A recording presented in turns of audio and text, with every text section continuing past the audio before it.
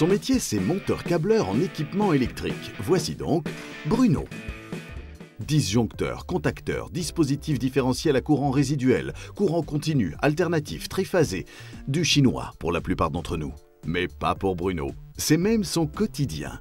On fait tout le pré-câblage pour les hommes de chantier, quoi. Tout est pré-câblé. Et alors, l'électricien de chantier n'a plus qu'à venir à des bornes. En fait, compte, c'est confectionner des tableaux électriques. Ça va de la simple maison à des hôpitaux. C'est le tableau de base, quoi, qui alimente toute l'infrastructure, quoi. Elles sont discrètes, mais on les retrouve partout. Ces armoires que Bruno assemble, elles alimenteront et commanderont bientôt des machines dans une usine, un relais GSM, des feux de signalisation dans les chemins de fer, le système de climatisation d'un hôpital. Autant dire qu'ici, on ne badine pas avec la sécurité. L'approximation, on ne connaît pas.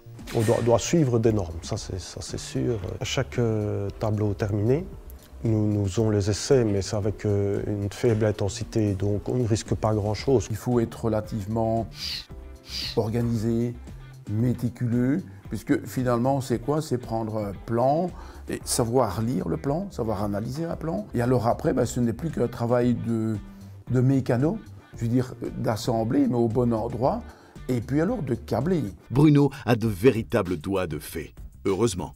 Pour assembler certains composants dans des espaces réduits, il faut faire preuve d'autant de dextérité que de soin et de rigueur. Donc il y a un travail mécanique de mettre en place tous les différents composants électriques. Et alors le gros travail, évidemment, c'est de les câbler dans le bon sens pour que tout fonctionne après. Il faut être organisé, et précis et calme, pouvoir faire ça calmement, on ne fait jamais ça dans la précipitation. Je recherchais quand même un emploi qui soit un peu proche de l'électronique. Et je dois dire que câbleur en atelier, ça s'en rapproche assez. À l'école, on apprend une base, mais en sortant de l'école, on ne sait pas faire ça. Il faut apprendre, petit à petit sur le tas. Ici, pas de travail à la chaîne lorsqu'il assemble une armoire électrique. Bruno en est responsable de A à Z. Il peut toujours compter sur les conseils de ses collègues, mais il travaille de manière très autonome. Notre fierté, c'est que dès que le tableau sort d'ici, il est bien terminé, bien numéroté, bien compréhensible. Tout électricien qui reçoit un tel tableau est content du travail parce que, en général, c'est du travail bien fait. J'ai effectué 2 dépannages, un sur une machine à accumuler les boîtes. Et le deuxième? Et le deuxième dépannage, c'était un problème sur un automate programmable. J'ai vérifié le bon fonctionnement des cartes d'entrée et de sortie ainsi que le processeur. Et vous aviez besoin de l'ordinateur? Oui, absolument, parce que pour effectuer un diagnostic sur des automates, on a besoin de l'ordinateur. Réparer les pannes et mieux les prévenir et contrôler les matériels et encore mieux optimiser leur sécurité et leur performance en vue de réduire les coûts, telles sont les missions du technicien de maintenance. À la maintenance, ça ne souffre pas la médiocrité, si j'ose dire. Il faut être rigoureux, il faut avoir une capacité d'analyse cohérente, et puis c'est tout, quoi. Avec des bases techniques importantes. J'évolue tous les ans, pour ainsi dire, car je fais des formations tous les ans. La formation, assurée souvent par les constructeurs de nouvelles machines, est l'une des nécessités d'un métier qui ne connaît pas la routine. Oui, Gaël? Je continue, c'est que ça me plaît. Non, c'est un métier qui est intéressant, parce qu'on ne fait jamais la même chose, on ne va jamais au même endroit et on en apprend tous les jours. Elle peut un jour prétendre devenir chef d'équipe, responsable en fabrication ou en qualité. Ajoutons enfin qu'indispensable dans tous les secteurs industriels, la maintenance recrute. Voici le spécialiste de l'électricité. Son travail consiste à passer des câbles électriques de différents courants pour alimenter prises électriques, éclairage, mais aussi système informatique, téléphone, système d'alarme, contrôle d'accès, bref, tous les appareils qui fonctionnent à l'électricité, à l'intérieur ou à l'extérieur de la construction.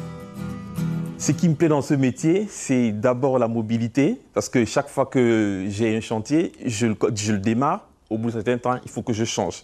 Donc ça me permet de bouger de temps en temps, je ne suis pas dans un environnement fixe. Ça me permet de rencontrer aussi beaucoup de monde. L'électricien intervient à différents stades de la construction. Nous intervenons sur les chantiers quand il s'agit de la rénovation. Nous passons en premier parce qu'il faut faire la mise en sécurité du bâtiment.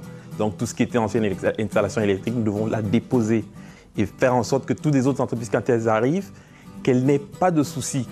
Ensuite, nous passons des câbles électriques, et soit en courant fort ou en courant faible. Donc courant faible, l'informatique, courant fort des câbles électriques pour l'alimentation des prises et l'éclairage. Et enfin, nous repassons après les cloisons ou les autres corps de métier pour poser les appareils électriques. L'électricien doit également savoir organiser son travail. Le plus difficile dans l'électricité, c'est surtout la coordination entre les différentes entreprises. Parce que bon, quand on est sur un chantier, on a différentes entreprises qui interviennent sur le chantier. Il faut pouvoir se coordonner. Un travail qui demande inévitablement du professionnalisme et du sérieux. Les qualités requises pour faire un bon électricien, je pense qu'il faut déjà beaucoup de patience.